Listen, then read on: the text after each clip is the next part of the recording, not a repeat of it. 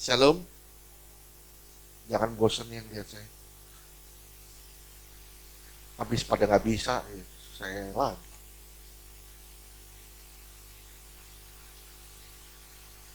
Oke, hari ini seperti biasa kita tanya jawab ya. Seperti biasa kita tanya jawab supaya kita saling memperlengkapi satu dengan yang lain. Sekali lagi saya bilang tidak ada yang salah. Pasti semuanya diperlengkapi. Amin. Kita saling melengkapi ya. Hari ini kita belajar sama-sama soal pesan terakhir Daud sebelum kematian. Pesan terakhir Daud. Sama-sama kita lihat di 2 Raja-Raja 3, 2 Raja-Raja 2, 2 Raja-Raja 2, mulai dari ayat 1 dan seterusnya. Simak perkataan demi perkataan baik-baik. Sekali lagi saya bilang simak perkataan demi perkataan baik-baik. Ini wejangan yang disampaikan Daud kepada Salomo sebelum dia wafat. Ya. Ya. Ketika saat kematian Daud dekat, ia berpesan kepada Salomo anaknya. Ya, simak pesannya. Ya.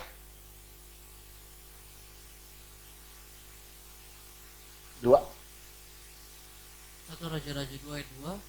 Aku ini akan menempuh jalan segala yang fana, maka kuatkanlah hatimu dan berlakulah seperti laki-laki. Iya. Aku mau mati. Tapi pesan Daud apa? Berlakulah seperti laki-laki. Terus ayat 3. 1 Raja-Raja 2 ayat 3. Lakukanlah kewajibanmu dengan setia terhadap Tuhan Allahmu, dengan hidup menurut jalan yang ditujukannya, dan dengan tetap mengikuti segala ketetapan, perintah, peraturan, dan ketentuannya, seperti yang tertulis dalam hukum Musa, supaya engkau beruntung dalam segala yang kau lakukan, dan dalam segala yang kau tuju. Iya, ayat 4. Dengar setiap hukum dan lakukan. Terus 1 Raja-Raja 2 ayat 4. Dan supaya Tuhan menepati janji diucapkannya tentang aku, yakni jika anak-anakmu laki-laki tetap hidup di hadapanku dengan setia, dengan segenap hati dan dengan segenap jiwa, maka keturunanmu takkan terputus dari takhta kerajaan Israel. iya, keturunanmu takkan terputus dari tahta kerajaan Israel. Terus ayat 5. 1 Raja-Raja 2 ayat 5. Dan lagi engkau pun mengetahui apa yang dilakukan kepadaku oleh Yoab anak Zeruya, apa yang dilakukannya Nah, ini kepadaku. pesan lain lagi. Tuhan menetapkan Daud mau menetapkan kerajaannya. Dia bilang apa? Apa yang dilakukan Yoab anak Seruya. Terus Apa yang dilakukannya kepada kedua panglima Israel, yakni Abner bin Ner dan Amasa bin Yeter. Ia membunuh mereka dan menumpahkan darah dalam zaman sedamai seakan-akan ada perang, sehingga sabuk pinggangnya dan kasut kakinya berlumuran darah. iya, 6. 1 Raja-Raja 2 ayat 6. Maka bertindaklah dengan bijaksana, dan janganlah biarkan yang ubanan itu turun dengan selamat ke dalam dunia orang mati. Jangan biarin ubanan turun ke dunia orang mati. Terus 1 Raja-Raja 2 ayat 7. Tetapi kepada anak-anak Barzilai, orang Gilead itu, haruslah kau tunjukkan kemurahan hati. Biarlah mereka termasuk golongan yang mendapat makanan dari mejamu, sebab mereka pun yang menunjukkan kesetiaannya dengan menyambut aku pada waktu aku melarikan diri dari depan kakakmu Absalom. iya, 8. 1 Raja-Raja 2 ayat 8. Juga masih ada padamu Simeon bin Gera, orang Benyamin dari Bahurim. Dialah yang mengutuki aku dengan kutuk yang kejam pada waktu aku pergi ke Mahanaim. Tetapi kemudian ia datang menyongsong aku di sungai Yordan, dan aku telah bersumpah kepadanya demi Tuhan, takkan kubunuh engkau dengan pedang. Ayat 9. 1 Raja-Raja 2 ayat Simak 9. perkataan demi perkataannya. Terus Sekarang janganlah bebaskan dia dari hukuman, sekarang jangan bebaskan dia dari hukuman. Terus sebab engkau seorang yang bijaksana dan tahu apa yang harus kau lakukan kepadanya untuk membuat yang ubanan itu turun dengan berdarah ke dalam dunia orang mati. iya, kamu harus balas semuanya. Terus ayat 10. Ini ada pesan penting di sini. Terus 1 Raja-Raja 2 ayat 10. Kemudian Daud mendapat perhentian bersama-sama nenek moyangnya, dan ia dikuburkan di kota Daud. iya. Thank you. Kembali ke ayat 2. Kembali ke ayat 2. Aku ini akan menempuh jalan segala yang fana, maka kuatkanlah hatimu dan berlakulah seperti laki-laki. Pertanyaan saya sama saudara. Siapa yang mau jawab? Kenapa Daud berpesan kepada Salomo berlakulah seperti laki-laki? Emang Salomo kurang jantan? Ada yang tahu nggak kenapa?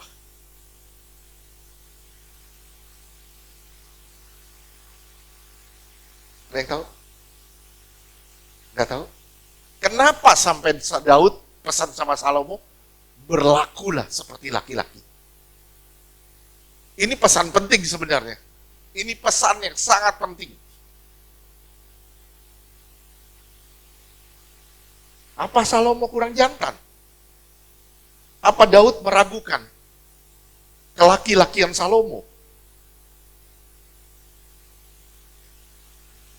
Apa Daud mau Salomo jadi prajurit seperti dia? Karena Salomo nggak pernah terlibat di medan perang. Apa Daud mau seperti itu? Kenapa sampai Daud berpesan, jadilah seperti laki-laki? Mau tahu jawabannya? Jawabannya di ayat 3. Jawabannya ada di ayat 3. Kenapa Daud berpesan, berlakulah seperti laki-laki? Ya. Raja-Raja 23, lakukanlah kewajibanmu dengan setia terhadap Tuhan Allahmu dengan hidup menurut jalan yang ditujukannya dan dengan tetap mengikuti segala ketetapan, perintah, peraturan, dan ketentuannya seperti yang tertulis dalam hukum Musa, supaya engkau beruntung dalam segala yang kau lakukan dan dalam segala yang kau tuju. Ya. Itu jawabannya. Grace apa tuh? Kayaknya mau jawab dari tadi. Nggak tahu. Untuk melakukan firman Tuhan dibutuhkan kekuatan, tekad, keteguhan hati. Untuk melakukan firman Tuhan, perintah Tuhan, dibutuhkan kekuatan. Laki-laki melambangkan kekuatan. Makanya di Petrus dibilang, kasihilah kaum yang lebih lemah. Itu perempuan. Perempuan kaum yang lebih lemah. Laki-laki kaum yang lebih kuat. Ya, makanya pakai pesan itu, Daud pakai pesan itu, berlakulah seperti laki-laki. Untuk apa? Melakukan segala kewajibanmu. Melakukan semua firman Tuhan. Jadi saya bilang sama saudara, untuk melakukan hukum Tuhan dibutuhkan kekuatan, ketegasan, komitmen, keteguhan hati. Laki-laki itu melambangkan kekuatan, ketegasan, komitmen, dan keteguhan hati. Itu lambang laki-laki. Oke, sampai sini ngerti? Lihat Yosua 1 ayat 6 sampai 9. Kuatkan dan teguhkanlah hatimu, sebab engkaulah yang akan memimpin bangsa ini. Mirip, pesannya mirip. Terus? Memiliki negeri yang kau kujanjikan dengan bersumpah kepada nenek moyang mereka, pada diberikan kepada mereka. Iya, 7. Yosua 1 ayat 7. Hanya kuatkan dan teguhkanlah Kuatkan dan teguhkan hatimu, terus? dengan sungguh-sungguh. Kuatkan, teguhkan, berlakulah seperti laki-laki. Terus? Bertindaklah hati-hati sesuai dengan seluruh hukum yang telah diperintahkan kepadamu oleh hambaku Musa. Janganlah menyimpang ke kanan atau ke kiri, supaya engkau beruntung kemanapun engkau pergi. 8.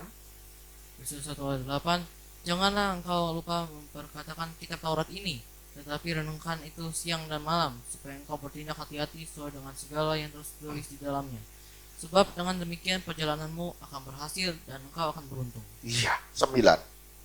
Yosua 1 ayat 9. Bukankah telah kuperintahkan kepadamu, kuatkan dan teguhkanlah hatimu, jangan kecut dan tawar hati, sebab Kuatkan dan teguhkan hatimu. Berapa kali Tuhan ngomong?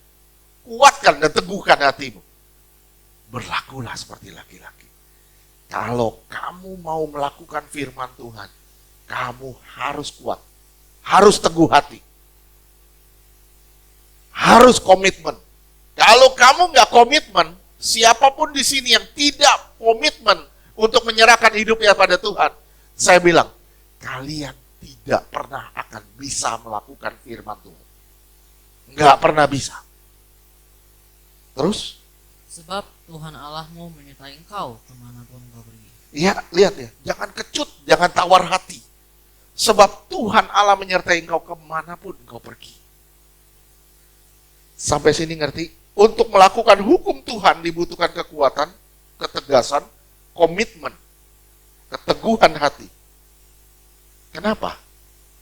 Karena ketika kamu mau melakukan firman Allah, pasti ada tekanan dari berbagai pihak. Ketika kita mau melakukan firman Tuhan, udah pasti ada pihak-pihak yang gak suka. Kadangkala orang yang paling dekat sama kita, itu yang bisa menjadi sandungan buat kita. Orang yang paling dekat buat kita, paling dekat sama kita, itu akan dipakai kegelapan untuk menyandung kita. Dipakai dia sama kegelapan, supaya apa? Supaya kita nggak maju.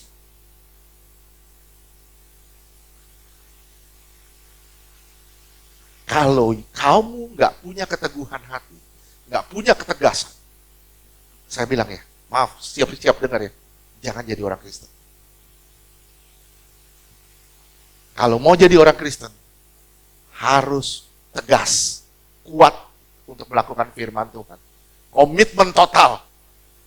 Apapun resikonya Pak, apapun resikonya, nggak ada urusan. Pak, nanti saya diginiin, Pak, nanti saya begini, nanti saya begini, nanti saya begini. Nanti belum jadi, otak kita udah ke sana. Kenapa? Iman kita udah ke sana. Iblis paling senang nakutin kita. Iblis paling senang nakutin kita. Dia takut-takutin kita supaya apa? Supaya kita nggak melangkah, gitu aja, gampang.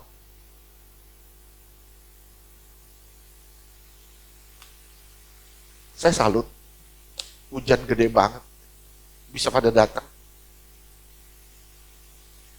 Salut.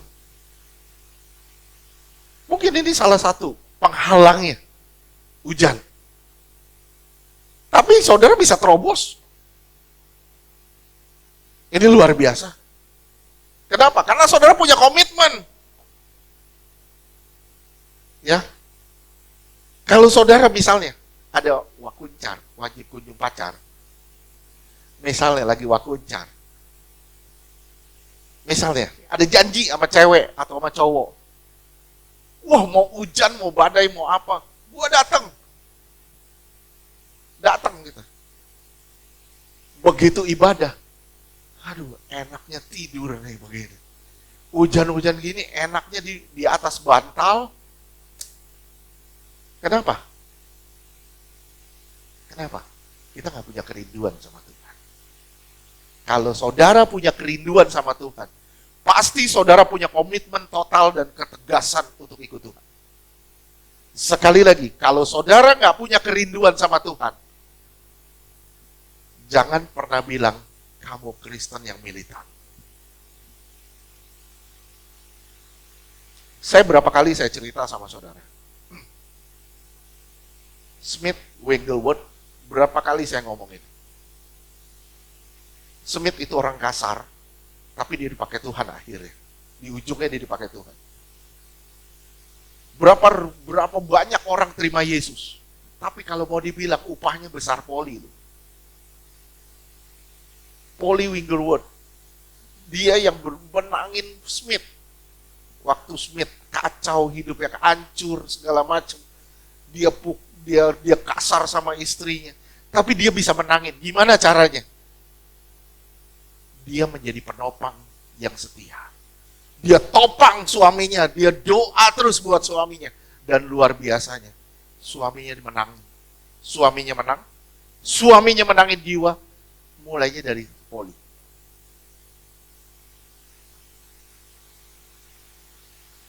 Saudara mau punya komitmen gak sama Tuhan? Mau mati-matian gak ikut Tuhan? Mau tegas gak? Mau kuat gak untuk melakukan firman Tuhan? Karena ketika saudara bilang, saya mau ikut Tuhan, saya mau komitmen total sama Tuhan, saya yakin 150% pasti ada yang cekal.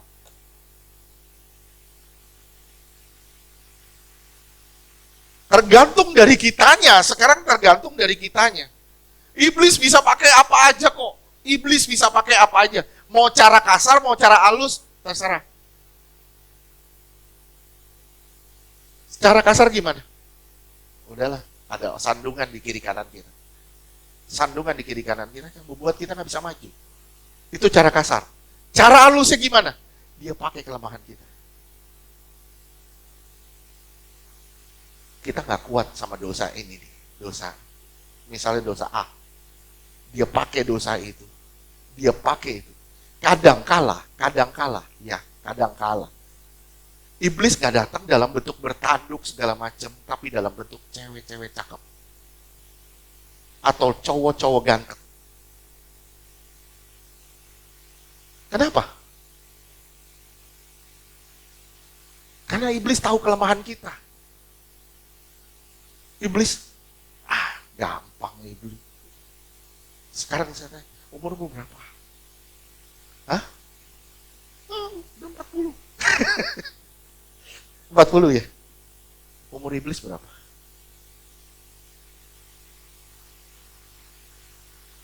Mau adu pintar sama dia.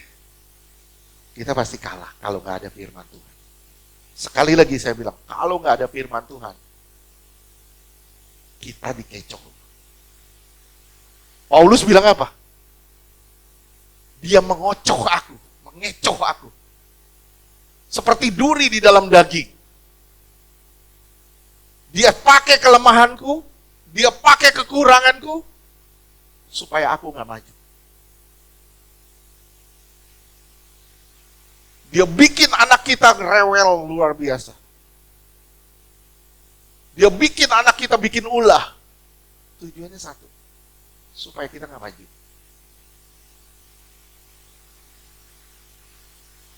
Dia tahu selera kita. Wah, yang begini nih. Itu seleranya tuh. Kasih. Begitu seleranya kita dapat, kita bilang, buat tablas dosa apapun. Nanti kita akan bahas ya, lebih lanjut ya, mengenai Yoab segala macam. Kita akan bahas. Kita akan lihat. Banyak orang meremehkan anugerah. Saya bilang ya, kalau saudara masih hidup sampai hari ini, bertobatlah. Kalau nggak bertobat, waduh bahaya loh. Jangan kita bilang, nanti saya pasti diselamatkan, saya udah selamat, saya pasti terima Yesus, saya sudah terima Yesus, saya pasti selamat. Belum tentu. Saya akan lihat nanti kisah Yoab. Seperti apa Yoab? Ya, sekali lagi ya, ketika kita mau lakukan firman Tuhan, pasti ada tekanan dari berbagai pihak. Butuh keteguhan hati. Kenapa? Karena kita berbeda dengan mereka. Kita berbeda dengan orang-orang di luar. Dan orang di luar berusaha menyeret kita untuk menjadi sama dengan mereka. Tapi kita punya doa untuk menyeret mereka menjadi sama dengan kita. Salomo muda, tidak ada pengenalan.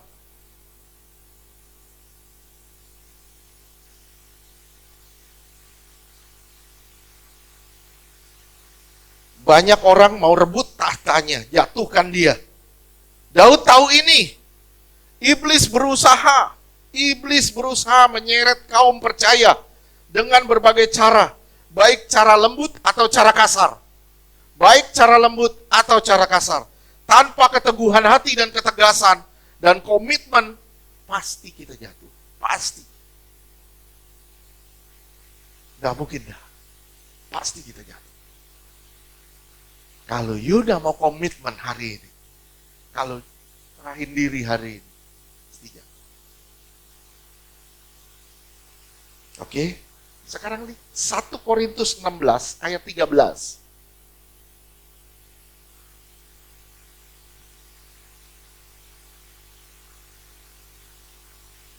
1 Korintus 16 ayatnya ke-13. Ya, lihat ya, ada kata laki-laki lagi.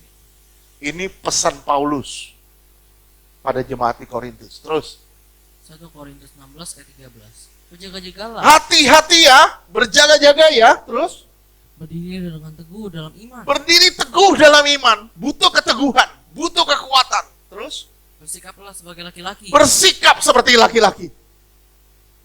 Kuat dalam berpendirian. Kuat di dalam pemahaman. Bersikap kayak laki-laki. Ini kiasan. Sekali lagi saya bilang, ini kata kiasan. Bukan semua orang Kristen jadi laki-laki. Bukan. Ini kata kiasan. Saudara harus kuat, harus teguh dalam melakukan firman Tuhan. Harus punya kemauan dan tekad yang kuat untuk bilang, ya, saya mau. Sampai sini paham? Terus? Dan tetap kuat. Dan tetap kuat. Berjaga-jaga terus supaya saudara tetap kuat. Efesus 4 ayat 13 sampai 14.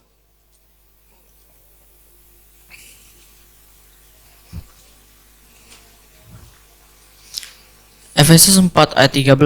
Sampai kita semua telah mencapai kesatuan iman dan pengetahuan yang benar tentang anak Allah, kedewasaan penuh, dan tingkat pertumbuhan sesuai dengan kepenuhan Kristus. Iya.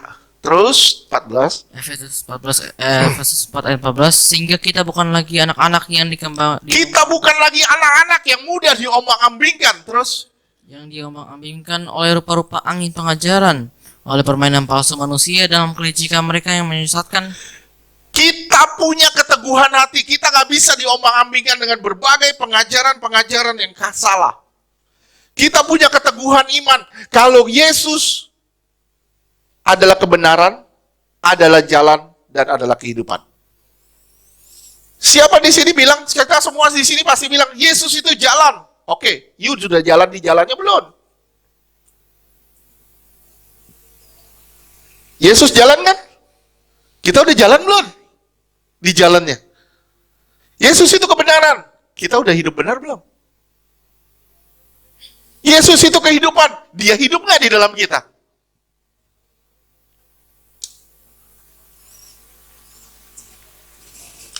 Rasa takut dan kedagingan membuat kita mudah digoyahkan.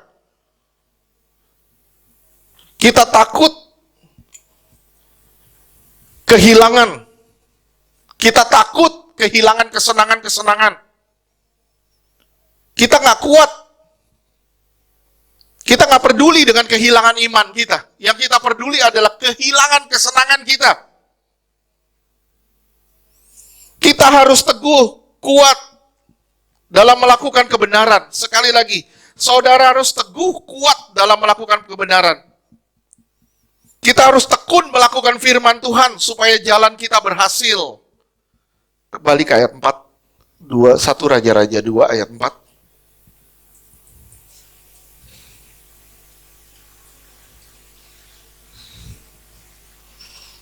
Ya, supaya Tuhan menepati janji yang diucapkan tentang aku, yakni jika anak-anakmu laki-laki tetap hidup di hadapanku dengan setia, dengan segenap hati. Kalau Salomo hidup dengan setia dan dengan segenap hati, kalau Fran hidup dengan setia dengan segenap hati, kalau Bu Esther hidup dengan setia dengan segenap hati, terus, maka keturunanmu tidak terputus dari kerajaan Israel.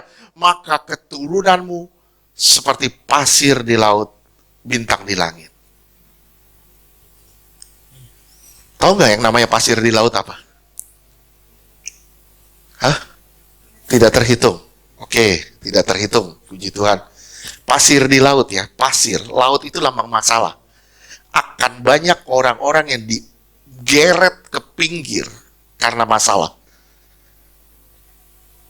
Oke. Banyak orang yang akan terima Yesus karena bermasalah. Justru saya bilang masalah sebenarnya membawa berkat. Saya bilang sekali lagi, masalah membawa berkat. Bilang. Mau bermasalah nggak? Mau. Nggak apa-apa, asal itu membawa berkat nggak apa-apa. Nggak apa-apa. Asal itu menyenangkan, asal itu membawa berkat buat kita, nggak apa-apa. Oke? Garis bawahi ya. Garis bawahi yang saya perkatakan ini. Garis bawahi. Hanya mereka yang tekun melakukan kehendak Allah yang akan mengalami realitas Allah. Hanya mereka yang tekun melakukan kehendak Allah yang akan mengalami realitas Allah. Saudara tekun cari Allah, saudara akan ngalamin realitas Allah. Saudara tekun lakukan firman Tuhan, saudara akan alami realitas Allah. Semua janjinya pasti digenapi. Semua janjinya pasti digenapi. Daud tidak sempurna dalam hidup, tapi firman Tuhan menilai dia dengan positif. Walau Daud tidak sempurna dalam hidupnya, saudara lihat banyak sekali kegagalan Daud. Tapi Alkitab menyatakan dia positif. Kenapa dia positif? Kenapa dia berpositif? Karena dia selalu mengkoreksi dirinya untuk kembali ke jalur Tuhan. Sekali lagi, karena dia selalu mengkoreksi dirinya untuk kembali ke jalur Tuhan. Bagaimana kita? Kita mau koreksi nggak untuk kembali ke jalur Tuhan?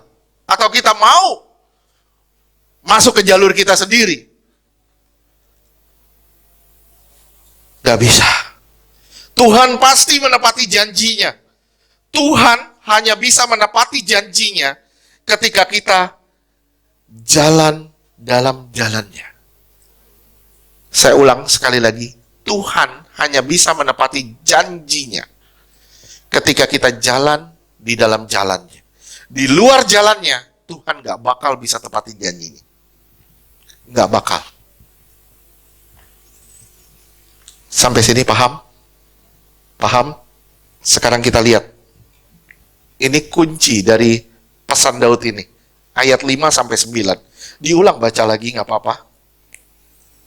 Ada 3 tokoh yang Daud pesan di situ. Yoab, Barsilai, dan Simei. Ya, terus ayat 5. 1 Raja-Raja 2 ayat 5. Dan lagi engkau pun mengetahui apa yang dilakukan kepadaku oleh Yoab, anak Zeruiah, apa yang dilakukannya kepada kedua panglima Israel, yakni Abner bin Ner dan Amasa bin Yeter. Terus ia membunuh mereka dan menumpahkan darah dalam zaman damai, seakan-akan ada perang, sehingga sabuk pinggangnya dan kasut kakinya berlumuran darah. Iya. Terus 1 Raja-Raja 2 ayat 6. Maka bertindaklah dengan bijaksana dan janganlah biarkan yang ubanan itu turun dengan selamat ke dalam dunia orang mati. iya, terus 1 Raja-Raja 2 ayat 7. Tetapi kepada anak-anak kedua Barsilai. Terus orang Gilead itu haruslah kau tunjukkan kemurahan hati. Biarlah mereka termasuk golongan yang mendapat makanan dari mejamu, sebab mereka pun menunjukkan kesetiaannya dengan menyambut aku pada waktu aku melarikan diri dari depan kakakmu Absalom. iya, 8. Simak baik-baik ya. Terus Juga masih ada padamu Simei bin Gera, orang Benyamin dari Bahurim. Dialah yang mengutuki aku dengan kutuk yang kejam pada waktu aku pergi ke Mahanaim. Tetapi kemudian ia datang menyongsong aku di sungai Yordan, dan aku telah bersumpah kepadanya, demi Tuhan, takkan kubunuh engkau dengan pedang. iya. Terus 9. 1 Raja-Raja 2 ayat 9. 3 Simei. Ya, terus Sekarang janganlah bebaskan dia dari hukuman, sebab engkau kan udah diampuni. Kok Daud pesannya jangan bebasin dia dari hukuman? Matiin dia. Terus sebab engkau seorang yang nah, bijaksana. saudara akan ngelihat. Saya bilang both side of Christ. Dua sisinya Tuhan. Banyak orang selalu melihat dari satu sisi. Satu sisi. Kasih karunia. Kita nggak lihat sisi lainnya. Didikannya, ketegasannya, keadilannya. Makanya, ada di Yesaya dibilang, Efraim itu seperti roti bundar yang tidak dibalik. Panggangnya sebelah matang, sebelah enggak. Kita melihat Kristus hanya dari satu sisi, kebaikannya. Kita nggak pernah lihat sisi lain dari Kristus, yaitu ketegasannya. Kalau saudara nggak pernah lihat Kristus dari sisi yang kedua ini, saudara akan meremehkan kasih karunia. Banyak sekali saya ketemu orang Kristen yang hidupnya sembarangan. Udah tahu dosa ditablas terus. Dengan alasan apa? Nanti gue bertobat pasti diampuni.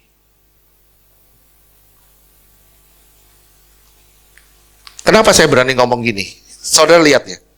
Kita lihat Yoab. Yoab ini siapa? Ada yang tahu nggak Yoab siapa? Panglima perangnya Daud. Saya tanya. Yuni, Yoab setia nggak? Setia nggak? Hah? Setia nggak? Yoab itu setia sampai Daud wafat loh. Tapi Daud pesannya begini. Dia ikut Daud, setia.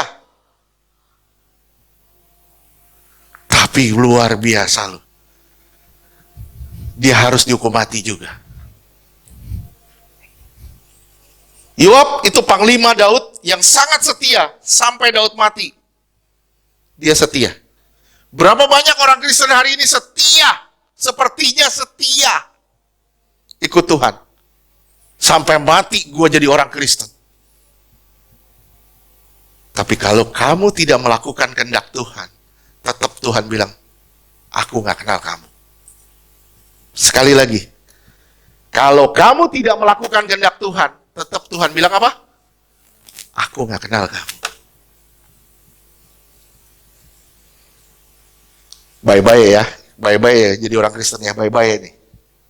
Hati-hati, ini rambu-rambu. Yoab, panglima Daud yang sangat setia. Sampai Daud mati. Dia bunuh 2 panglima Israel.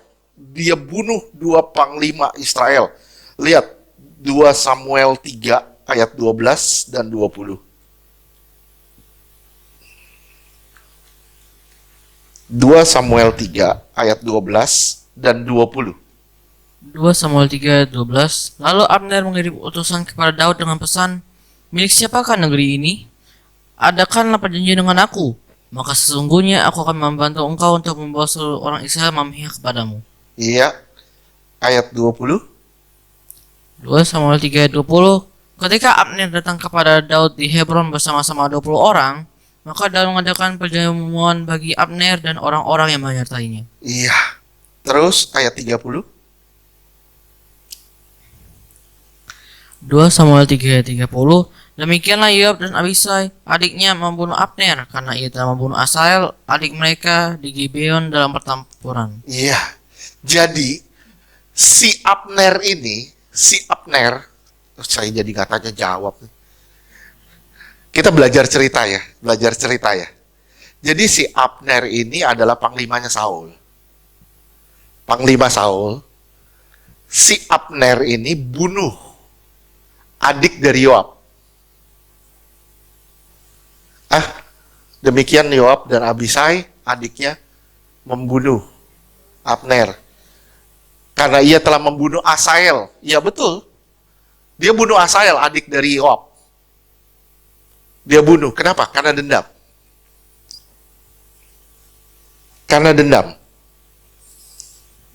Perhatikan ya. Abner bertobat gak? Dia panglima Daud loh. Betul? Bertobat gak dia? 2 Samuel 3 ayat 27 dan 28.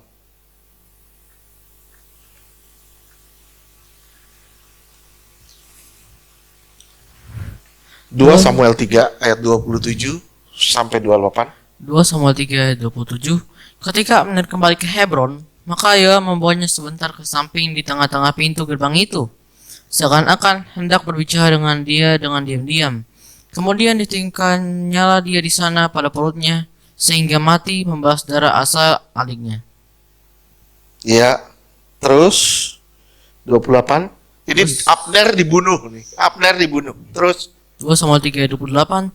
Ketika hal itu didengar Daud, kemudian berkatalah ia, aku dan kerajaanku tidak bersalah di hadapan Tuhan sampai selama-lamanya terhadap darah Abner bin Ner itu. Iya.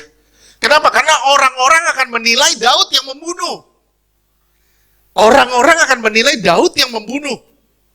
Abner bertobat, 2 Samuel 3. 2 Samuel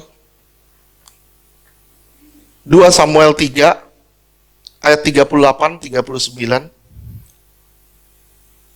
2 Samuel 3 ayat 38, kemudian berkatalah raja kepada para pegawainya, tidak tahukah kamu bahwa pada hari ini gugur seorang pemimpin, seorang besar di Israel? Iya, terus? 2 Samuel 3 ayat 39, tetapi aku ini sekarang masih lemah, sekalipun sudah diurapi menjadi raja. Sedang orang-orang itu, yakni anak-anak Seruya, Yoab dan Abisai. Terus? melebihi aku dalam kekerasan. Kiranya Tuhan membalas kepada orang berbuat jahat setimpal dengan kejahatannya. Iya, jadi Abner ceritanya dia datang ke Daud. Abner bilang gini, sebelum dia dibunuh sama Yoab, dia bilang gini, aku ikut kamu, kita akan satukan seluruh Israel. Kita akan jadikan Israel itu satu. Daud senang, dia bertobat, dia keluar dari Saul, dia ikut. Tapi sama Yoab dendam. Dibunuhlah si Abner. Mau saudara ikut Tuhan sampai mati, kalau lu mau simpen dendam satu orang aja, saya bilang, you pasti nggak masuk surga. Satu orang aja kita kepahitan, jangan berharap kita nginjekin kaki di surga. Nggak bakal bisa. Percuma. Yoab merusak citra Daud. Orang bisa berasumsi kalau Daudlah yang bunuh Abner. Ini luar biasa, saudara. Abner walaupun dia jahat tadinya, dia ikut Saul, tapi dia berbalik ikut Daud. Tapi begitu dia ikut Daud malah dibunuh oleh Yoab.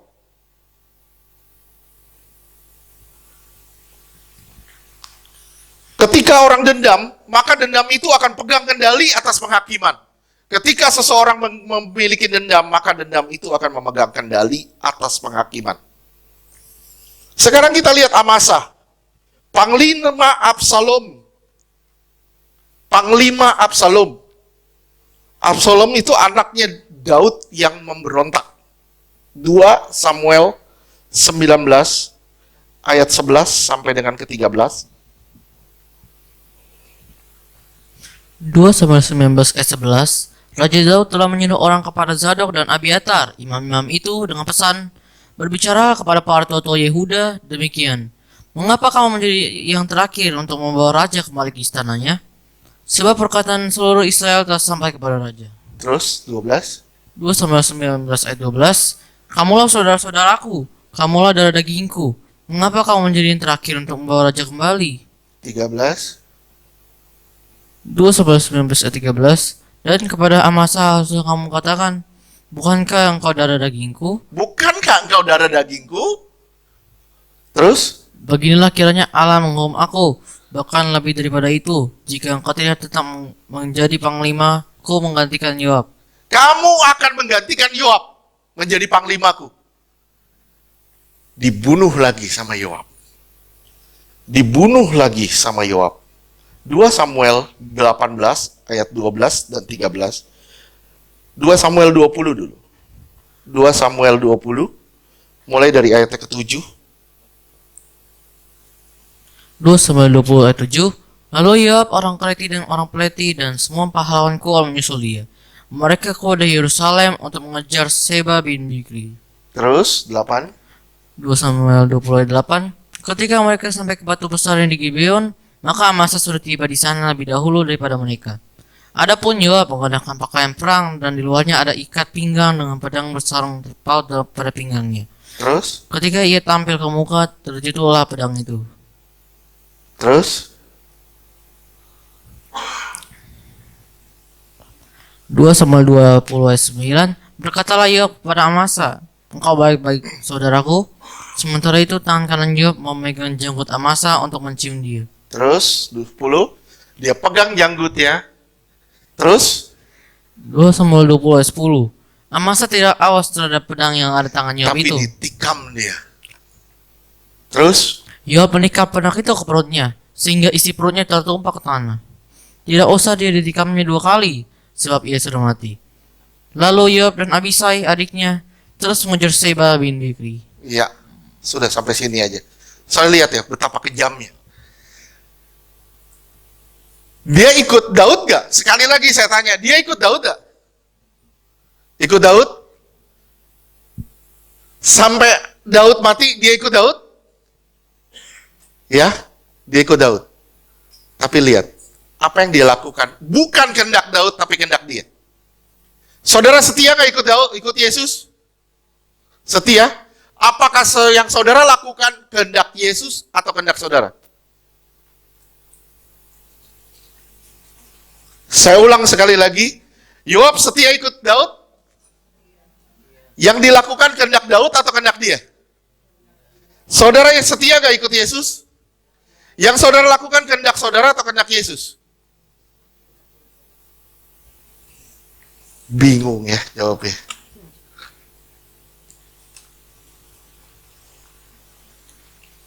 Saya jujur loh, saya sampai kemarin saya baca Alkitab ya.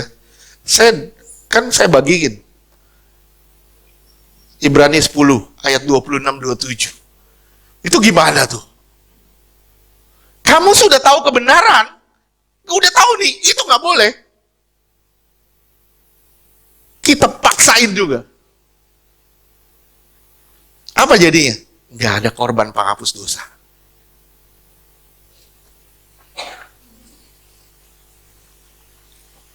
Serem nggak? Serem nggak? Oke. Nih ya, Yoab dibilang sama Daud, jangan bunuh Absalom.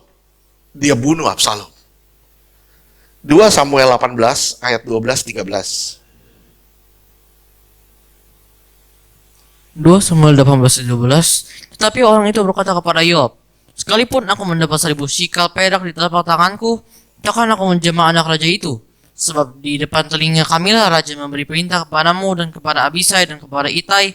Katanya, lindungilah Absalom orang muda itu. Lindungi orang muda itu. Terus 2 Samuel 18:13.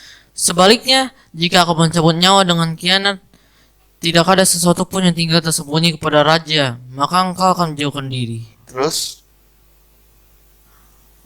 2 Samuel 18 ayat 14. Tetapi Yoab berkata, aku tidak mau membuang-buang waktu dengan kau seperti ini. Lalu diambilnyalah 3 lembing dalam tangannya dan ditikamnya ke dada Absalom. ya, lihat ya. Dia sudah tahu kebenaran. Dia sudah tahu apa yang harus dia lakukan. Tapi yang dilakukan adalah kehendaknya. Kita sudah tahu kebenaran. Tapi yang kita lakukan adalah kehendak kita. Apa bedanya kita dengan Yoab?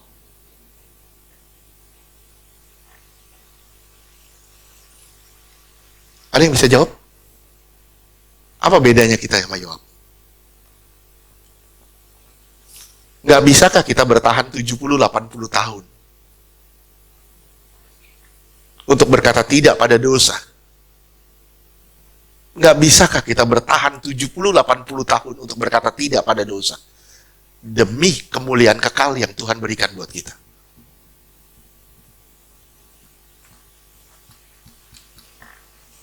Apa jadinya dengan Yoab? Saudara lihat apa yang dilakukan Salomo dengan Yoab. 1 Raja-Raja 2 ayat 28 sampai 32.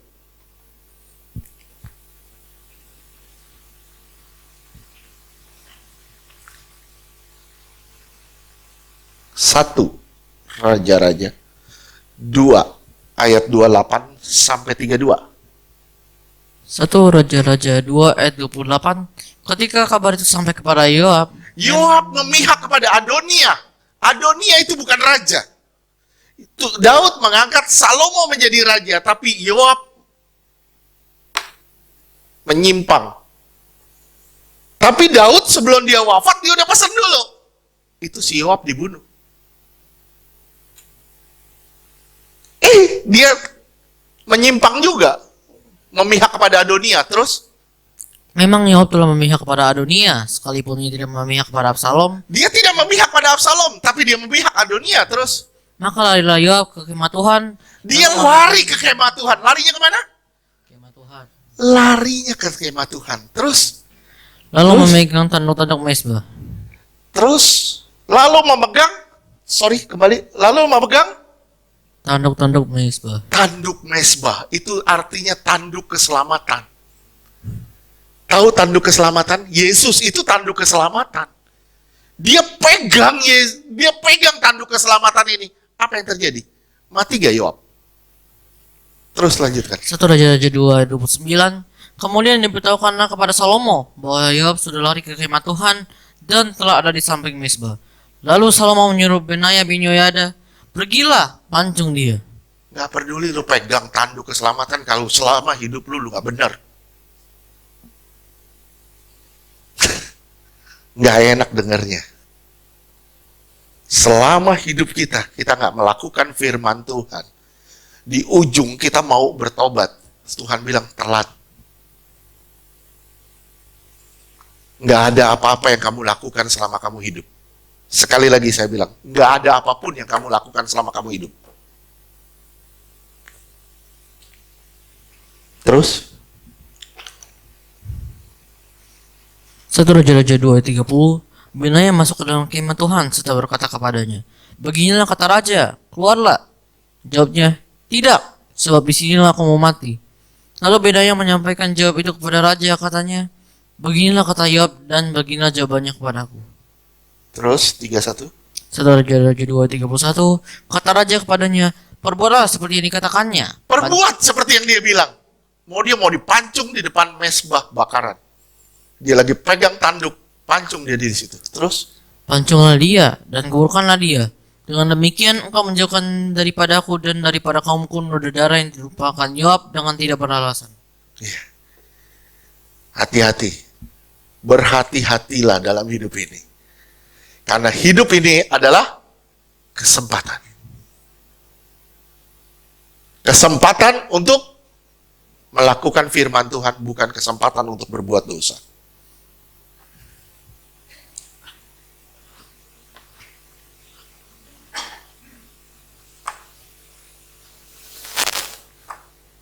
Oke, terus 1 Raja-Raja 2:32. Dan Tuhan akan menangguhkan darahnya kepadanya sendiri, karena ia telah membunuh 2 orang yang lebih benar dan lebih baik daripadanya. Ia membunuh mereka dengan pedang, dengan tidak diketahui ayahku Daud, yaitu Abner bin Ner, panglima Israel, dan Amasa bin Yeter, panglima Yehuda. ya. Salomo tidak mempermasalahkan dia ikut Adonia. Tapi yang dipermasalahkan pesannya Daud.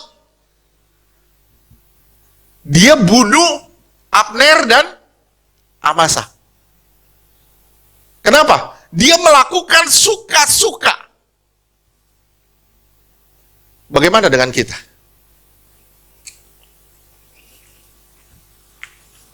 Saudara kebayang gak? Kita nggak bisa sembarangan loh. Makanya Daud bilang, jadilah laki-laki. Nggak salah dong kalau Daud bilang jadilah laki-laki. You kalau mau ikut Yesus, jadilah laki-laki. Kuat, teguh dalam melakukan firman. Katakan tidak pada dosa. Dan hiduplah benar. Nggak bisa sembarangan. Kita mau dendam-dendam sama orang. Kita mengorbankan kemuliaan yang Tuhan berikan buat kita. Kita mau sembarangan, kita nikmatin hidup ini sementara. Kita nikmatin hidup ini sementara. Kita korbanin yang kekal.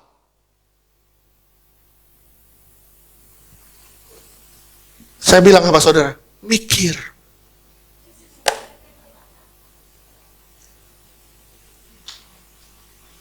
Mikir ya.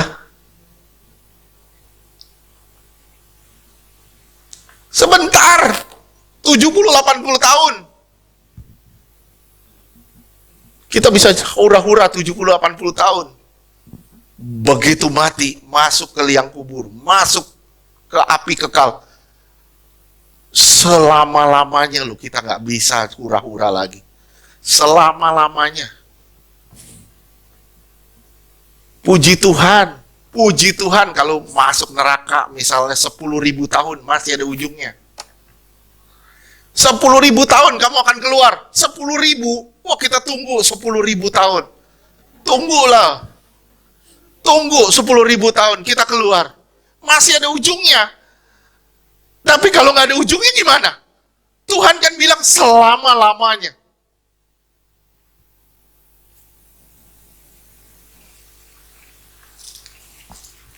Betul gak sih? Betul. Udah, sekarang balik arah semuanya. Kita balik arah semua. Kita mau benar, mau kudus, kudus lah. Wahyu 22 ayat 11 bilang, yang kudus biar tambah kudus. Yang cemar biar tambah cemar. Kita mau pilih mana? Di tengah-tengah. Tengah-tengah dimuntahin juga. Kalau mau panas, panas. Dingin, dingin. Kenapa? Karena dua-duanya itu punya makna. Saya punya minum air dingin, waduh, enak kalau lagi panas. Saya punya minum air panas, waduh, enak kalau lagi kedinginan. Tapi saya punya minum suam-suam, nggak enak diminum. Mau panas, panas, mau dingin, dingin. Tapi kalau suam-suam, nggak ada maknanya. Oke? Sampai sini ngerti? Ngerti? Mau nggak kita belajar dari Yoab ya? Belajar dari peristiwa Yoab. Belajar nggak? Saudara mau belajar nggak dari peristiwa Yoab ini? Mau berubah nggak ya? Kita semua mau berubah nggak, Bang? Mau berubah nggak kita? Saudara lebih baik dengar firman, saudara respon firman, daripada dengar firman, saudara lakukan sesuai kehendak saudara. Waduh, bahaya luar biasa. Kalau kamu sudah tahu kebenaran, tidak ada lagi korban penghapus dosa.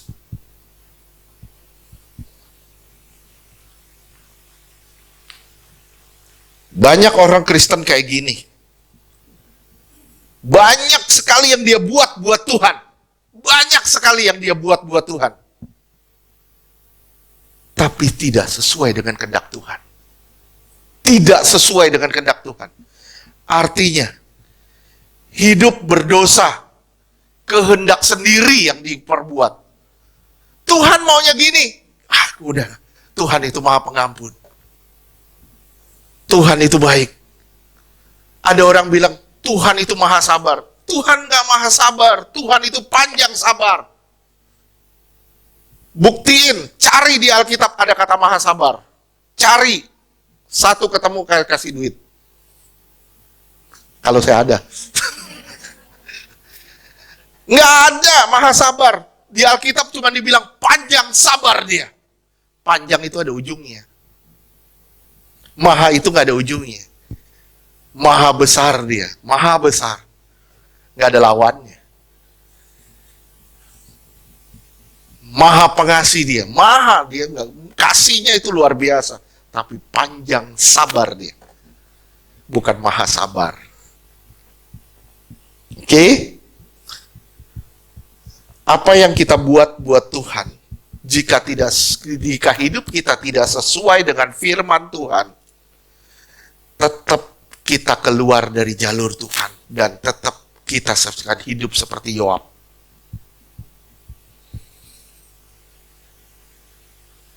Berubah. Yang berikutnya, Barsilai. Yang kedua adalah Barsilai.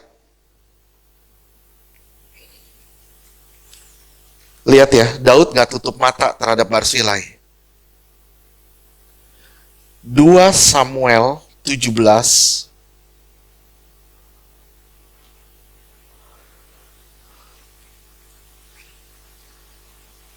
Waktu Daud dalam pelarian, 2 Samuel 17 ayat 29 sampai 27 sampai 29. 2 Samuel 17 ayat 27.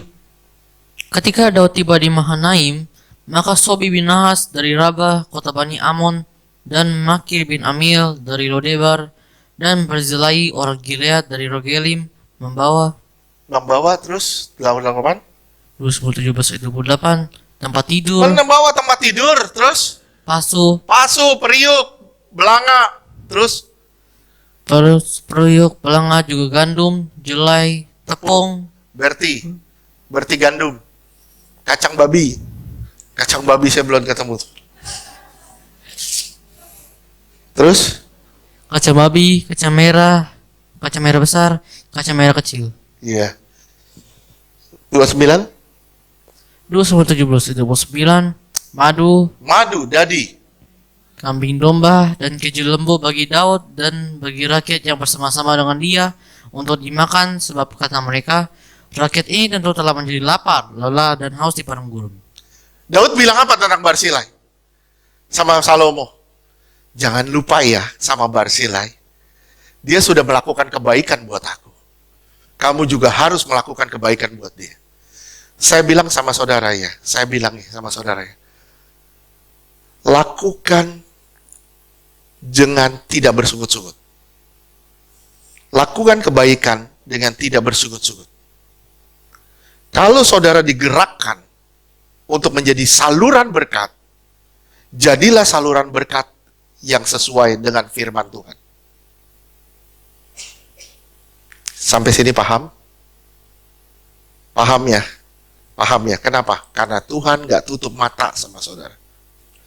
Kalau Tuhan mau saudara jadi berkat bagi banyak orang, saya bilang lakukan. Kenapa? Karena Tuhan gak tutup mata.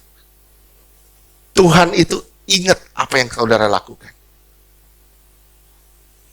Saya lupa, ini 2 Samuel 19 ayat 33 tuh. Coba deh, benar gak? 2 Samuel 19 ayat 33.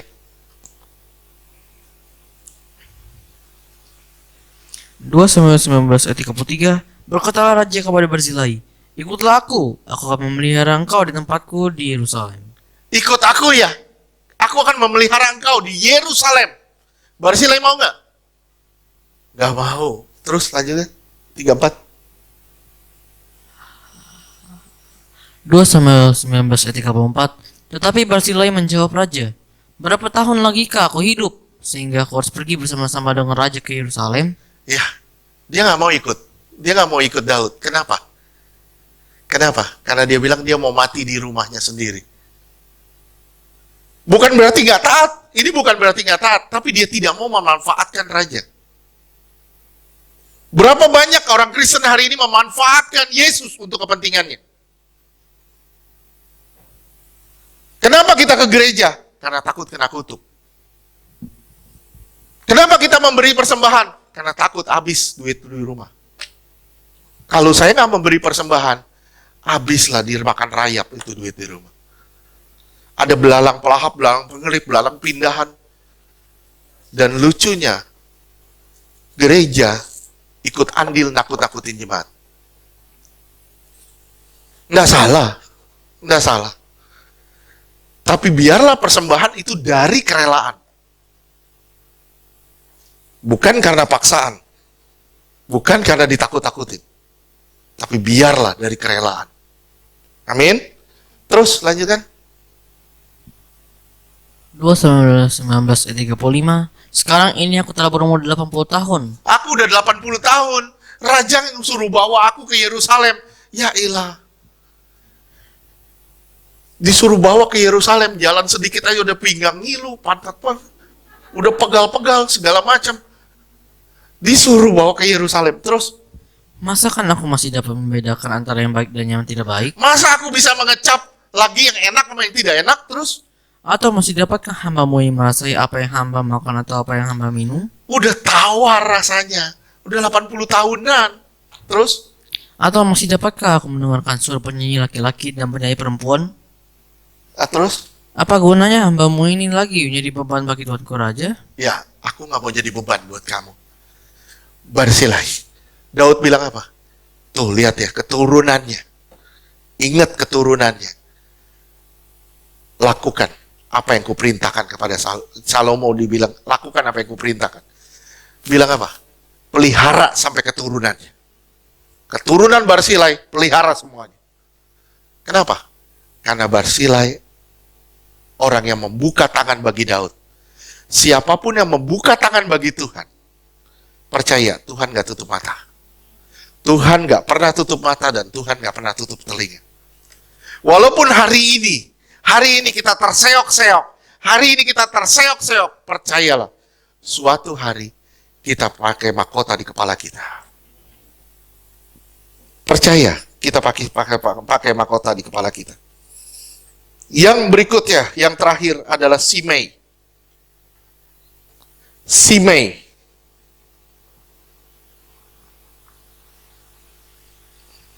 Namanya lucu ya, Simei. Kayak nama handphone, Xiaomi. Simei, ya. Dia mengutuki Daud dengan sangat sadis. Dia adalah seorang keturunan Saul. Dia kutuk Daud waktu Daud jalan ke Mahanaim. Saudara bisa lihat di 2 Samuel 16 ayat 5-14. Gak usah dibaca, dicatat aja. Kemudian di 2 Samuel 19 ayat 15-20 dia bertobat. Dia song-song Daud. 2 Samuel 19 ayat 15-20 ya. 2 Samuel 19 ayat 15-20. 2 Samuel 19 ayat 15. Lalu berangkatlah raja pulang dan sampailah ia ke tepi sungai Yordan. Sementara itu orang Yehuda telah sampai ke Gilgal untuk menyongsong raja dan untuk membawa raja menyeberang sungai Yordan. 16. 2 Samuel 19 ayat 16. Juga Simei bin Gera, orang Benyamin yang dari Bahurim itu, cepat-cepat datang bersama-sama dengan orang-orang Yehuda untuk menyongsong Raja Daud. 17. 2 Samuel 19 ayat 17. Juga ada 1.000 orang dari daerah Benyamin bersama-sama dengan dia. Dan Ziba, hamba keluarga Saul, dan ke-15 anaknya laki-laki, dan ke-20 hambanya bersama-sama dengan dia datang tergesa-gesa ke sungai Yordan mendahului raja. Terus 18. 2 Samuel 19 ayat 14. Lalu menyeberang dari tempat penyeberangan untuk menyeberangkan keluarga raja dan untuk melakukan apa yang dipandangnya baik. Maka Simei bin Gera sujud di depan raja ketika raja hendak menyeberangi sungai Yordan. Terus 2 Samuel 19 ayat 19. Dan berkatalah kepada raja, janganlah kiranya Tuanku tetap memandang aku bersalah, dan janganlah kiranya Tuanku mengingat kesalahan yang dilakukan hambaku ini pada hari Tuanku Raja keluar dari Yerusalem. Janganlah kiranya raja memperhatikannya lagi. Terus 20. 2 Samuel 19 ayat 20. Sebab hambamu ini tahu bahwa hamba telah berbuat dosa, dan lihatlah, pada hari ini aku lah yang pertama-tama datang dari seluruh keturunan Yusuf untuk menyongsong Tuanku Raja. Iya.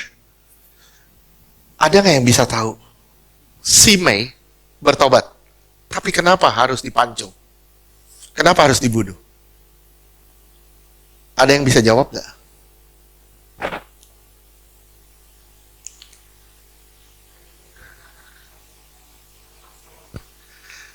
Dia nggak ngikut Absalom, dia nggak ngikut Adonia. Dia nggak ngikut Adonia. Dia ngutukin Daud. Dia ngutukin Daud. Dia nggak ada masalah dengan Salomo. Nah, lu bingung kan? Saya sempat bingung. Kenapa Simei bermasalah?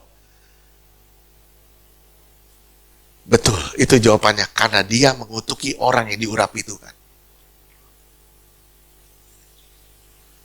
Mengutuki orang yang diurapi Tuhan sama dengan menghujat Roh Kudus. Dan tidak ada pengampunan untuk dosa itu. Saya bilang sama saudara, Yesus datang bawa Lia bertobat. Oke, bertobat. Yesus datang. Ya. Yesus datang, Yesus nih ada nih untuk dengan Roh Kudus. Dia bawa Lia bertobat. Oke, dengan Roh Kudus. Roh Kudus menjamah Lia bertobat. Oke? Nah, orang menghujat Yesus masih bisa diampuni. Tapi orang menghujat Roh Kudus, dengan apa dia diampuni? Kenapa? Karena yang membawa Lia bertobat itu Roh Kudus. Bisa paham gak sih sampai sini? Ngerti gak? Ngerti? Kenapa Simei sampai tidak diampuni? Karena dia mengutuki orang yang diurapi. Mengutuki orang yang diurapi, tidak ada pengampunan. Yang kedua, berikutnya. Kalau saudara perhatikan baik-baik, kenapa Simei tidak diampuni? Kenapa? Saya garis bawahi di sini.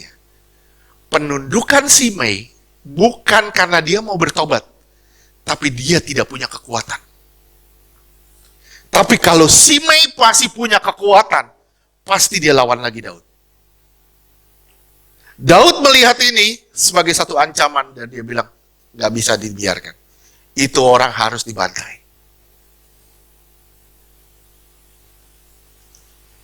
Saya tanya sama saudara, penundukan saudara kepada Tuhan, itu karena saudara percaya Tuhan, atau sekedar takut masuk neraka? Jujur, kalau sekedar masuk neraka, takut masuk neraka, saya bilang, Yuda akan bertobat sungguh-sungguh. Kita harus benar-benar datang ke Tuhan, nundukin diri, bukan karena kita takut masuk neraka, tapi karena kita mau menundukkan diri kita di hadapan Tuhan. Kenapa Adonia dibunuh? Kenapa Adonia dibunuh? Karena dia mau menjadi raja. Kenapa banyak orang dibinasakan? Banyak orang binasa. Kenapa? Saya ngelihat banyak sekali di neraka orang-orang Kristen masuk neraka. Kenapa? Jawabannya simpel. Karena dia mau menjadikan dirinya sendiri raja. Orang yang mau menjadikan dirinya raja tidak pernah akan menjadikan Tuhan sebagai raja. Gampang, simple. Kalau kita mau jadikan diri kita raja, saya bebas melakukan apa aja, saya sudah tahu kebenaran, saya tablas kebenaran, saya bablas pokoknya. Kenapa? Karena saya adalah Tuhan atas diri saya. Kalau saudara masih sampai ke tingkat ini, saya bilang, siap-siap. Yang gelap-gelap akan jemput. Tapi tundukkan diri kita di hadapan Tuhan dan bilang, Tuhan, saya mau menyerahkan hidup saya sepenuhnya sama Tuhan. Saya mau bertobat, Tuhan. Saya mau berubah. Kenapa? Bukan karena saya takut masuk neraka, tapi karena saya harus tunduk di hadapan Tuhan. Karena Tuhan itulah Raja, Tuhan itulah Tuan atas hidup saya. Kalau saudara nggak sampai tahap ini, saya bilang, bahaya kekristenan kita. Oke, sampai sini paham? Kita nggak bisa main-main lagi sama kerohanian kita. Sekali lagi saya bilang, kita nggak bisa main-main lagi sama kerohanian kita. Udah bukan waktunya lagi kita main-main sama kerohanian kita. Tapi udah waktunya lagi kita berbalik ke jalan Tuhan. Amin. Ingat ya, umur kita 70-80 tahun. 70-80 tahun kita mau puasin diri kita. Dan kita mengorbankan kekekalan nantinya. Waduh.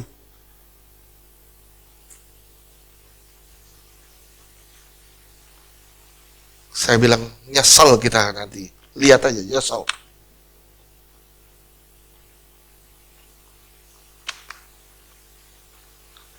Saya mau kasih sedikit kesaksian, mungkin udah pada dengar. Saya pernah, tahun 2011, saya pernah dibawa Tuhan ke surga.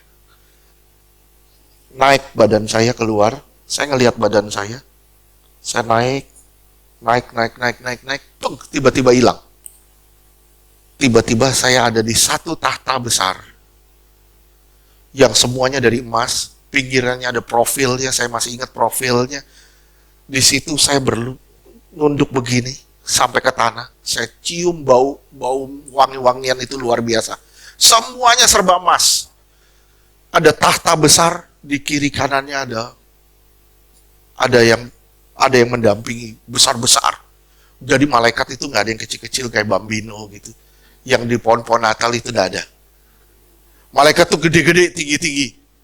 2-3 meteran. Gede-gede. Wah, itu duduk begini. Mukanya bersinar. Tiba-tiba, Dari tata itu saya lagi begini, nunduk begini. Waduh, saya di mana ini? Saya lihat semuanya serba emas. Saya duduk begini, saya begini aja, saya diem di bawah. Jauh dari tahta, jauh sekali dari tahta. Tiba-tiba dari tahta turun. Turun, makin lama makin kecil, sampai setinggi saya. Dia bawa buku, saya ngintip dari bawah, saya ngintip ada tulisannya. Ferdy Gojali. Di surga nggak ada kata PS, nggak ada. Nggak ada nama PS. Ada nama di situ Ferdy Gojali. Saya lihat, wih, nama saya. Tuhan nggak ngomong apa-apa, dia cuma tepuk pundak saya, dia bilang gini, setialah dalam melayani aku, karena besar upamu. 2 kali dia ngomong, setialah melayani aku, karena besar upamu. 3 kali dia ngomong, setialah melayani aku, karena besar upamu. Balik lagi saya. Plok. Tempat tidur lagi. Saya lihat, ya ada bini gue. Ada malaikat. Itu kejadian. Ini tahun 2011. Ya. Jadi, saudara nggak bisa bayangin betapa indahnya surga. Dan saudara nggak pernah bisa bayangin betapa ngerinya neraka. Sebelum saudara ke sana. Saya cuma gambarin aja sama saudara. Kalau saudara jalan di lahar yang panas, lahar, gunung berapi, keluar lahar. Itu saudara tapakin di situ, itu neraka jalannya kayak gitu. Bau angus daging kebakar, baunya itu luar biasa, itulah neraka. Dan saudara dengar orang teriak-teriak, itulah neraka.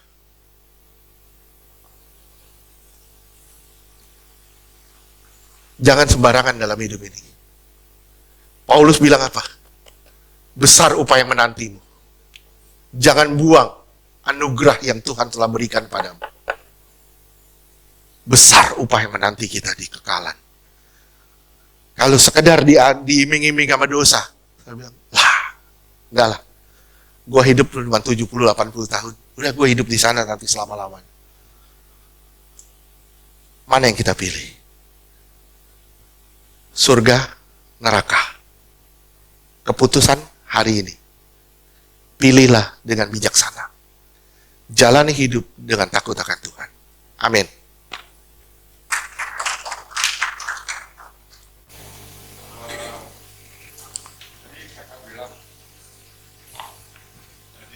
Dibilang bahwa tidak Ibrani 10 tadi ayat 10 tidak ada lagi penghapusan dosa jika orang itu sudah mengetahui firman, sudah tahu kebenaran, tapi dia terhapus dosa.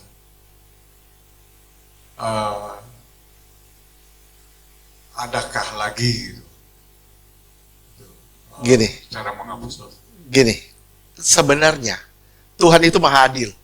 Dia ngelihat dosa dari 2 sisi. Dari 2 sisi. Dia bergumul gak sama dosa itu? Dia bergumul gak sama dosa itu? Kalau dia bergumul, itu yang Tuhan maha adil. Tapi ada orang yang tidak bergumul dengan dosa itu dan dia menikmati. Nah ini yang bahaya. Yang menikmati ini yang bahaya. Sejauh mana Kak? Saya nggak tahu. Itu keadilan Tuhan. Kita berhadapan dengan, saya bilang ya, 2 sisi dari Kristus. Kayak mata uang, itu ada 2 sisi. Satu kebaikannya, saudara akan lihat ya, di Wahyu 1, ayat 5, itu saudara akan bertemu dengan 2 sisi dari Tuhan.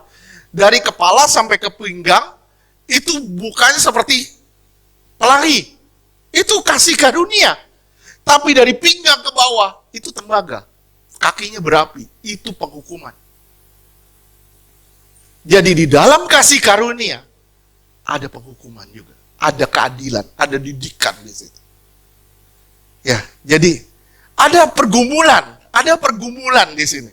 Ada pergumulan, seperti misalnya, Paulus bilang, bukan apa yang baik yang aku lakukan, justru yang jahat yang aku lakukan. Berarti bukan aku yang melakukannya, tapi dosa yang di dalam aku. Aku bergumul untuk melakukan itu, melakukan kebenaran itu. Tapi aku nggak sanggup. Makanya, Waktu orang Israel keluar dari Mesir, ketemu Laut Tiberau, betul ya? Pertama kali yang dihadapin apa? Amalek. Amalek keturunan siapa? Amalek itu keturunan Esau. Esau itu siapa? Esau itu melambangkan manusia daging. Yakub melambangkan manusia roh, keturunannya Israel. Lawan manusia daging, lawan manusia daging. Begitu lawan Amalek. Cara ngalahin Amalek gimana? Orang Israel tetap mesti perang, kita tetap mesti perang. Kita mesti perang lawan dosa. Tetap kita mesti perang lawan dosa. Tapi caranya berbeda. Kita angkat tangan aja. Tuhan, aku gak mampu, Tuhan. Tolong aku, Tuhan, aku gak sanggup. Musa angkat tangan, Israel menang. Musa lemes tangannya, Israel mulai kalah. Ditopang lagi. Sampai akhirnya apa? Israel menang lawan Amalek. Cuman lawan Amalek kalahinnya, angkat tangan. Perhatiin lagi. Si Saul, kenapa ditolak sama Tuhan? Kenapa ditolak sama Tuhan? Kenapa? Tuhan bilang gini, keturunan Amalek, bantai habis. Sampai ke ternaknya, itu harus dibantai habis. Dosa, itu gak boleh disisain satupun. Satupun gak boleh. Harus dibantai habis. Harus dibantai habis. Gimana caranya? Ya kita ikut perang, tapi dengan kekuatan Allah. Ngerti ya? Ngerti? Kita tetap ikut perang, tapi dengan kekuatan Allah. Kita angkat tangan, Tuhan saya nggak mampu, Tuhan tolong saya. Tuhan pasti tolong kok. Kita punya Roh Kudus. Dia helper kok, dia penolong. Dia reminder, dia kan ingatin kita, lu salah, balik. Nah kita nggak bisa, kita nggak mau dengar suara dia, kita nggak mau balik. Masalah di kita. Ngerti ya? Jadi begitu lawan orang Amalek, Tuhan bilang apa? Bantai habis. Saul enggak, disisain Raja Agag satu yang terbaik disisain. Saul ditolak sama Tuhan. Lu nggak bisa jadi raja. Pergi. Kenapa? Lu sisain yang terbaik. Kita bantai semua dosa, tapi saya nggak mau ngampunin lo. Saya nggak mau ngampunin Rizka. Sorry, gue bisa ngampunin semua orang, tapi Rizka khusus dia tidak. Nah, sorry, maaf saya bilangnya. Itu saya seperti Saul. Saya bantai semua dosa, tapi yang terbaik saya sisain. Nah, tugas kita adalah berperang melawan dosa. Dengan apa? Dengan kekuatan Allah. Bukan dengan kekuatan kita. Oke? Sampai kapan kita bisa diampuni? Gak tahu, kita berhadapan dengan Tuhan yang adil. Tuhan yang baik dan Tuhan yang adil. Kita nggak tahu sampai kapan. Mungkin pernah dengar ya, saya cerita ya. Saya pernah mendoakan 2 orang. Dua-duanya diambang maut. Ini dua-duanya diambang maut. Satu saya berdoa, Tuhan bilang, hari ini aku jemput. Benar, 2 jam kemudian meninggal. Saat ini, aku jemput dia. Aku mau jemput dia. Oke, 2 jam kemudian dia meninggal. Kemudian yang satu lagi saya doain, Tuhan tolong. Tuhan bilang, aku telah melepaskan apa yang tadinya milikku. Bisa paham nggak? Aku telah melepaskan apa yang tadinya milikku. Aku lepasin. Kenapa? Bukan, jadi gini, Tuhan bukan melepaskan, tapi dia sendiri berontak untuk melepaskan dirinya dari tangan Tuhan. Demi dosa-dosanya.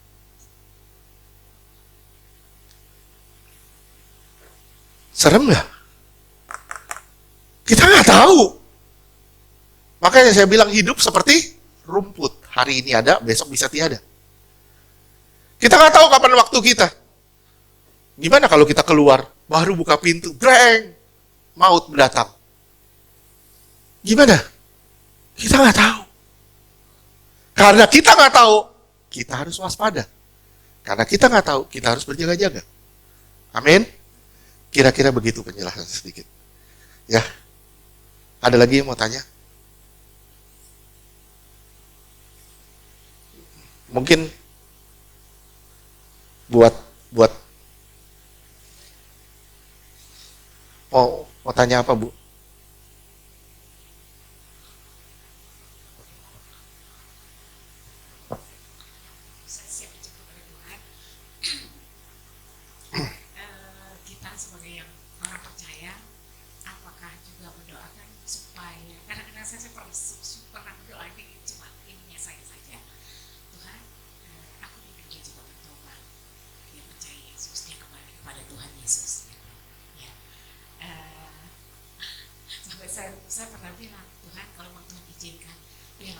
saat waktunya dia bilang ke dunia atau akhirnya Tuhan panggil dalam keadaan bertobat.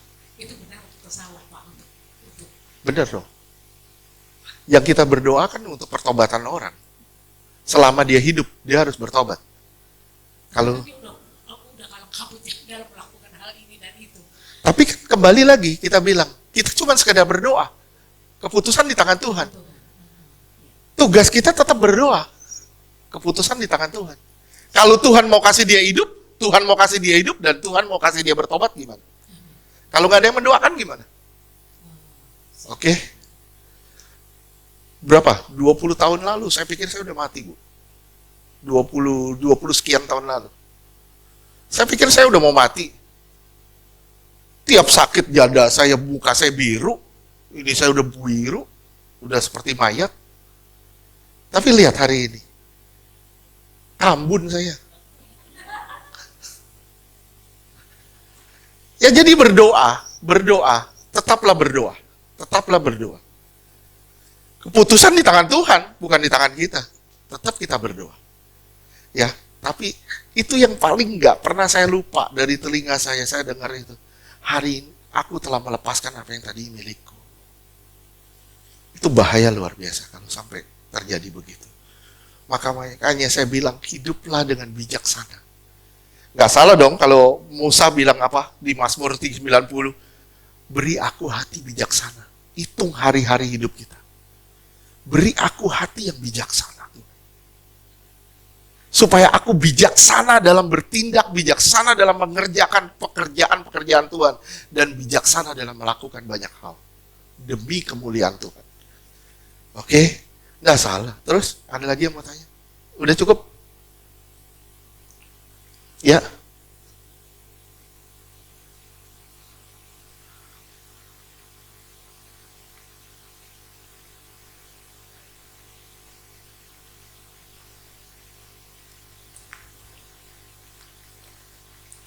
Mungkin banyak yang belum dengar ya.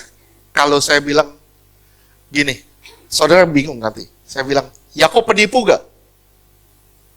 Penipu. Yakob itu bukan penipu. Yakob itu menjalankan titah Tuhan.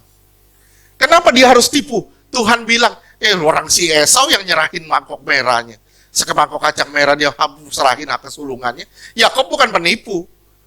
Tuhan udah ngomong dari Yakob di dalam kandungan sama Esau. Tuhan udah bilang, yang muda akan menjadi tuan bagi yang tua.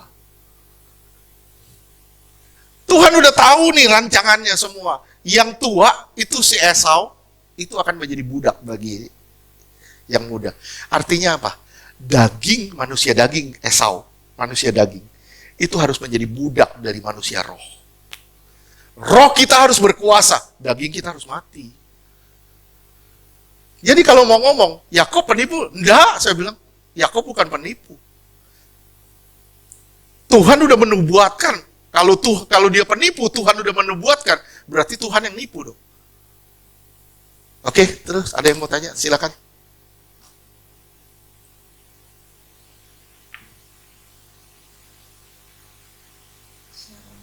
Shalom. Apa kabar? Ferdi, saya bukan bertanya, tapi mungkin nanti akan ada pertanyaan juga. Hari ini saya baru pertama kali beribadah di tempat ini untuk yang PK-nya, tapi pasti ada rencana Tuhan kenapa saya hadir di sini. Dari awal ibadah saya sudah ada dalam hadirat Tuhan, dan nanti mungkin juga bisa dikonfirmasi penglihatan saya. Jadi saya mencatatnya, saya berjalan digandeng Tuhan hari Amin. ini, Amin. dibawa ke suatu tempat, dan di tempat itu waktu saya berjalan bersama Tuhan, di kiri itu ada orang-orang yang sedang menangis. Mereka ingin ikut dengan kita. Dan saya sebelumnya melihat seperti ada kerajaan gitu ya. Iya. dan ada mata yang sedang melihat gitu, di atas hidup gitu ya. Saya melihat, kemudian saya sampai di suatu tempat di mana di sana banyak orang-orang yang pakai baju putih, banyak sekali. Iya. Dan di belakang saya itu ada juga orang-orang yang mengikuti saya. Nah, ketika saya sampai di sana, orang-orang yang ada di situ menyambut kita. Oke. Dengan sukacita. Puji Tuhan. Terus Mereka memberikan banyak hal gitu ya. Ada yang seperti makanan kah atau apa aja, seperti menyambut seorang tamu, tamu besar atau tamu yang sangat dirindukan. Oke. Kemudian Tuhan Yesus itu duduk di satu tempat dan saya melihat sepertinya dia bukan sendiri, tapi seperti ada laki-laki lain yang kalau hati saya mengatakan bahwa itu Bapak. Kemudian saya sampai rebah di kaki Tuhan. Saya rebah di kaki Tuhan dan ada yang berkata, Tuhan sendiri atau siapa yang berkata, katanya dengarkanlah suaraku. Kamu harus dengar suaraku, perhatikan baik-baik firman yang akan saya katakan. Saya terkejut karena kok persis dengan apa yang tadi Pak Ferdi sampaikan. Merinding gue. Terus? Nah, saya berpikir ini, beberapa masa ini saya memang dekat Tuhan. Amin. Benar seperti yang kata Pak Ferdi, kita dekat Tuhan, tapi seringkali kita tidak melakukan kehendak Tuhan. Selama Pak Ferdi berbicara, Tuhan ingatkan saya banyak kejadian-kejadian yang ternyata saya tidak paham. Dan Tuhan mau saya berbalik. Amin. Bukan hanya sebagai pendengar firman saja, tapi jadi pelaku. Sebagai pelaku. Oke. Tuhan mau saya fokus. Tuhan juga mau saya menanggalkan beban-beban yang ada di dalam diri saya. Amin. Puji saya, Tuhan. Dan menyelamatkan keluarga saya. Keluarga saya bukan seorang penjahat atau apa gitu ya. Keluarga sederhana yang biasa-biasa saja seperti orang Kristen lainnya. Tetapi saya juga kurang paham kenapa menjelang akhir tahun ini saya benar-benar harus sampai ditekankan harus berubah, lakukan sesuatu. Oke.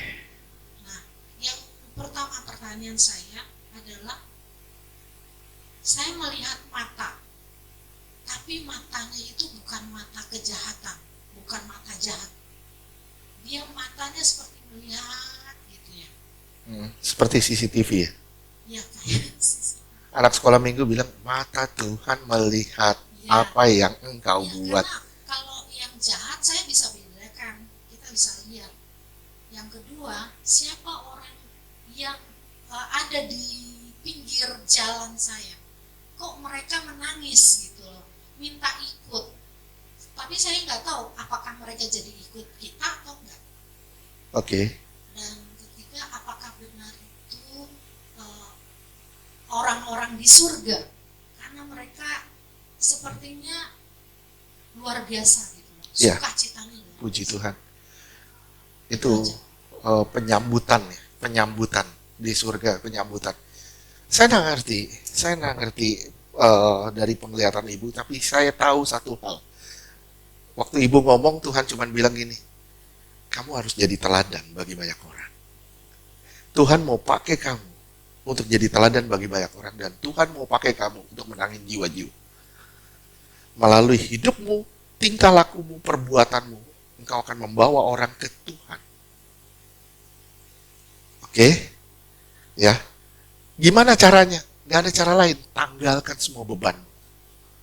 Kalau kamu mau ikut Tuhan, Tuhan bilang kamu gak bisa ikut Tuhan tanpa bawa beban, dengan bawa beban.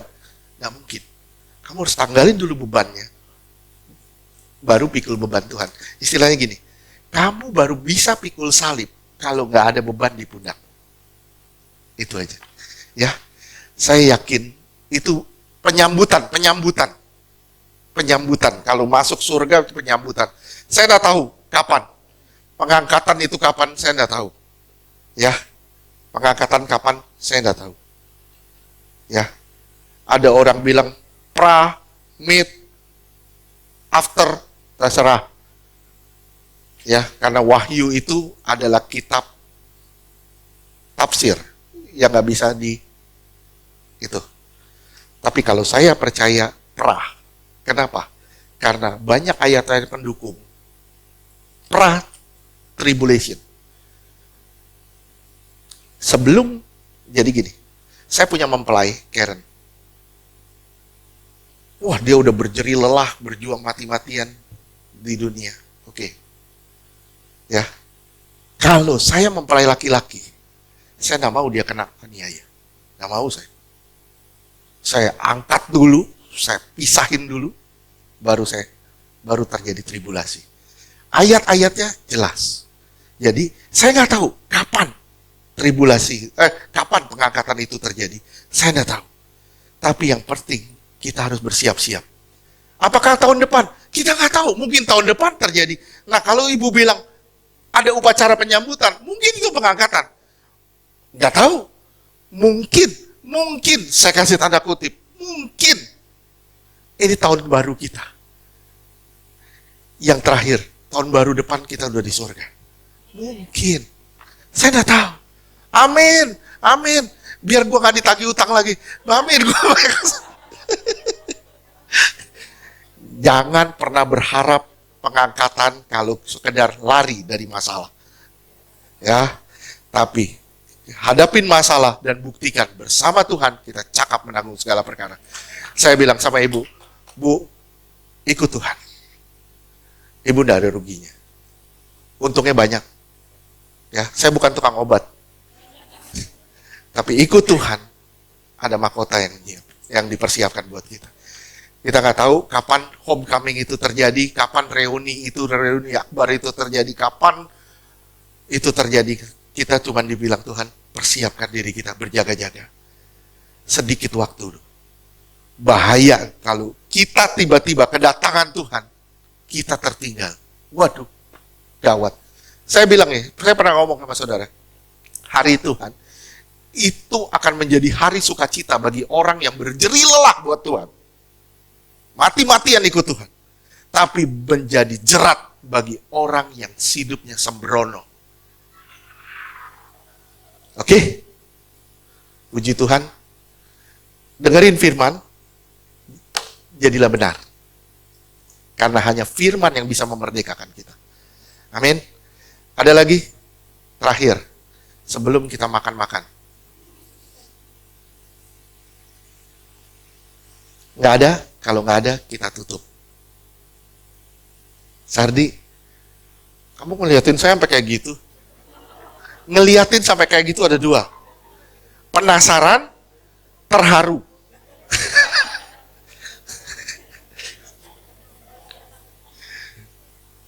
Nggak ada? Nggak ada? Bu Ida kayak mau nanya. Oke, amin. Kita tutup deh.